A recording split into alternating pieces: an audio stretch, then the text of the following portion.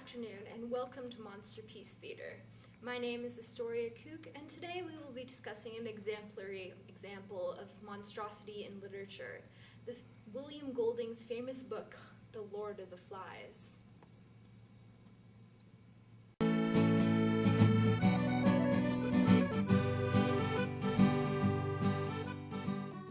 First published in 1954, this book follows the lives of a group of young British boys after their plane crashes on an island during a world war. Stranded alone without adult supervision, they are forced to form their own civilization, with tragic and monstrous results. Oh, hello. I'm Ralph. Hi. Lovely island we crashed on, isn't it? Oh, definitely. So who are you? Oh, well, I don't really care what you call me, just so long as you don't call me Piggy. Piggy? Yeah, don't call me Piggy. Oink oink. Yeah, please don't call me Piggy. That's what they called me in school. It's bad. Just like my asthma. Asmar? Yeah, it's a serious condition where you can't breathe very well.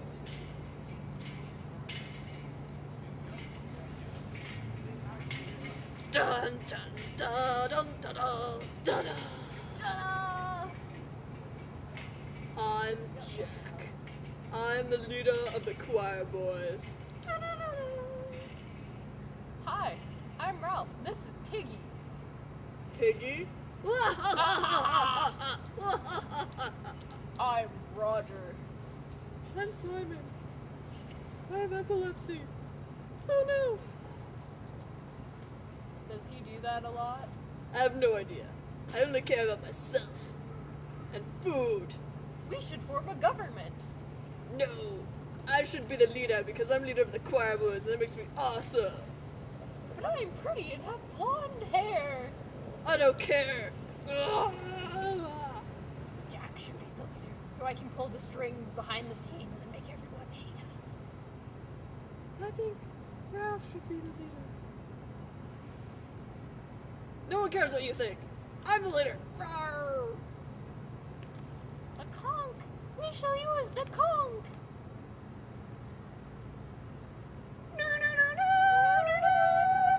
As in any example of monstrous literature, several themes of monstrosity are presented within the text. To talk about the first theme, the fear the monster is really a kind of desire, we turn now to our resident expert from Selkirk University, Dr. Marie DeForest. Theme number 6.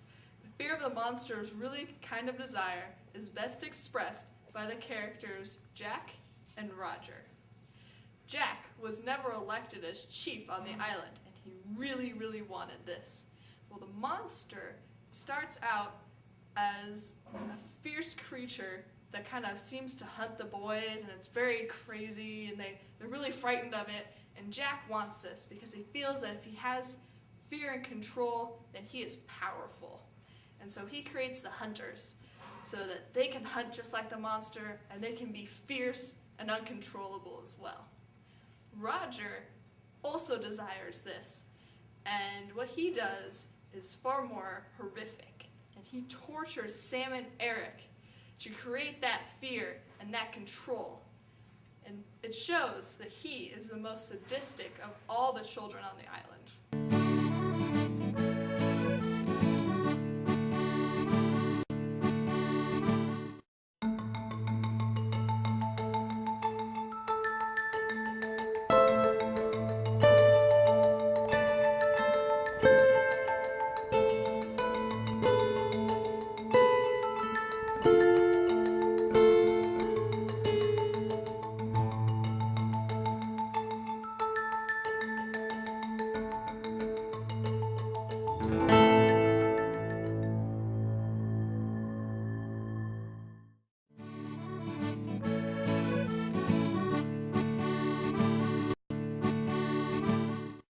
Number 4, the monster dwells at the gates of difference.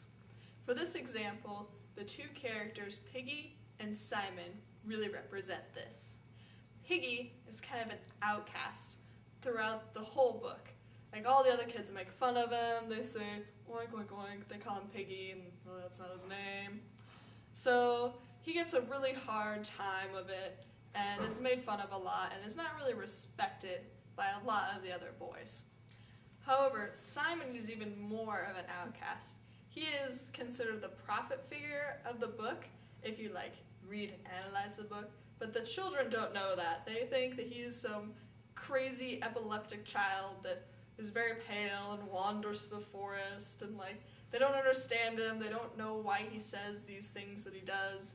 They don't know why he wanders around, and he seems very strange and aloft and very mystical, and so they decide that he is very strange and very monstrous, and so they all give him a hard time, and they all keep their distance from him, and even Piggy makes fun of him. Later in the book, the children have been frenzied in this great bonfire ritual that they have come up with, and Simon comes out of the woods. He's ready to tell the prophecy. He's ready to explain to everyone what's going on the island, everything. But they're all crazed out of their minds, and they see the crazy Simon, and they're like, whatever, and they kill Simon. Hunting frenzy. Oh, that's so awesome! I figured it out! I've learned the secrets of the... Get it!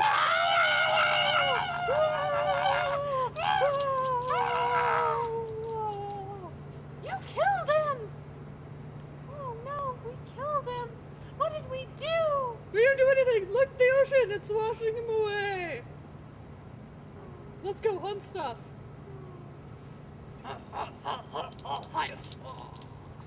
Tragic as Simon's death was, it was not even the first known death on the island. Sadly, the little one was by the fire. The first theme of monstrosity is the monster's body is a cultural body. And this is expressed throughout the book with most of the monsters in the book. The first monster is told to the other boys by this small little boy called the birthmark boy, because he never has a name. And he says that one night he woke up and he saw this terrible snake, and it was really horrifying and frightening, and all the big boys were like, no, there couldn't be a snake. But all the little ones were like, oh, there's a big snake. Oh my gosh. And so they're all convinced that there's some monster out in the woods. We saw a monster! There's a monster! Where? We've searched the whole island. Jack's been everywhere. I have been everywhere because I'm awesome.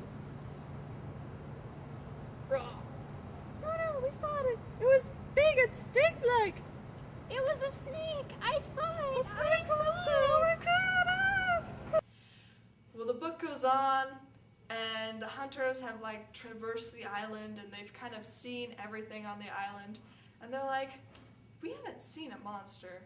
Well, later, they have this meeting, and they're like, well, there's no monster. There can't be a monster. There's no monster. And one of the little boys is like, I saw something in the woods. There was a monster in the woods. I saw another one. And they're like, oh, no, it was just Simon. Well, then, a little while later, another boy is like, no, I know where the monster lives. The monster lives in the water. It came from the water. Yeah, from the water. That's definitely plausible.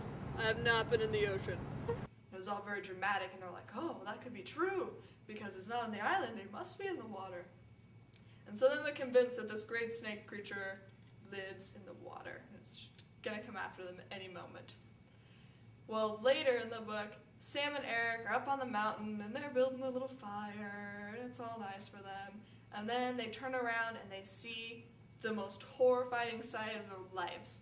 And we know from reading the book that it's just some random parachutist that happened to get killed and stuck in the trees, and he's like, wah, because the wind is blowing, and so his little corpse is falling up and down, and it's all very dramatic. The little kids see this giant monster that is jumping at them and chasing them, and they're convinced that this horrible, grotesque figure is gonna come and eat them. And so they run back and they tell everyone that there's a monster, and everyone's like, well, you must hide up in the cave. There's this huge monster. And so there was this shift between there was a snake monster in the water to now there's this monster from the air that lives on top of the mountain. And even later, Simon goes up and he goes to the top of the mountain and he quotes that, what else is there to do? So he goes up, he sees this grotesque thing, he realizes that it's humanity, it's human nature, and it's really horrible, but it's not actually a monster. And he unties the parachute and the parachute floats off into the ocean, never to be seen again. Well, then their fear changes, and it's no longer this abstract monster that they see, it's the other boys, and they fear Jack, they fear how cruel he is, and they fear Roger, who's like torturing them and doing these horrible things, and they become the monsters themselves. Simon felt a perilous necessity to speak, but to speak in assembly was a terrible thing to him. Maybe, he said hesitantly, maybe there is a beast. The assembly cried out savagely, and Ralph stood up in amazement. You, Simon? You believed this? I don't know, said Simon. His heartbeats were choking him. But the storm broke. Sit down! Shut up! Take the conch! Sod you! Shut up! Ralph shouted. Hear him! He's got the conch! What I mean is, maybe it's only us. The threshold of becoming is the last theme of monstrosity I'll be discussing. In the end, all of the children had become monsters. Percival had forgotten his name, Jack and Roger became creatures to be feared, Sam and Eric became not two people, but one person. The little ones, the big ones, as opposed to children with names and purposes, they were just clusters. They became crazy, they became savage, they became fierce and uncontrollable, and in the end, they were all that was left. And Simon's quote sums it up the best. Maybe it's us. Maybe we're the monsters. In the end, the children themselves became the monster. We all create our own monsters, depending on what we fear. This is why William Golding's novel, The Lord of the Flies, is such a masterpiece of literary monstrosity. Thank you for watching this week's episode of Monsterpiece Theater. Next week, we will be discussing Macbeth and how Shakespeare portrays human ambition as a driving force towards evil.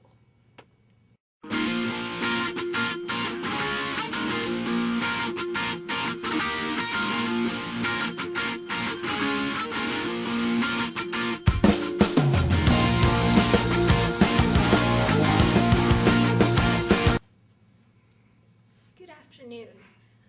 Welcome to Monsterpiece Theater. My name is Astoria Kook, and I will be your... Sorry! You're not supposed to laugh at me!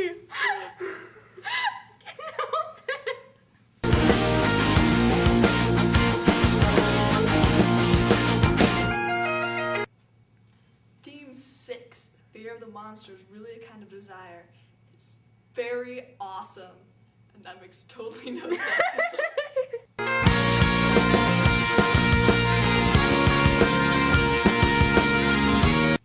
Theme number 6, the fear of the monster is really a kind of desire, is in the book.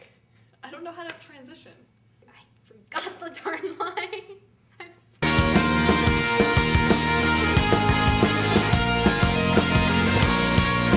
And we learned something known as tape is not combustible.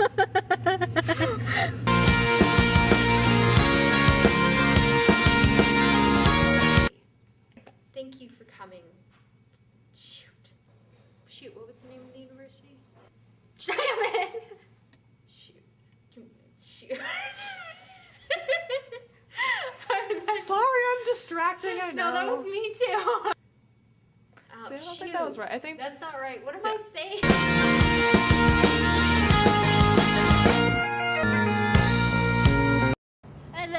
we are only here to provide entertainment value, not accuracy. No, I'm not ready.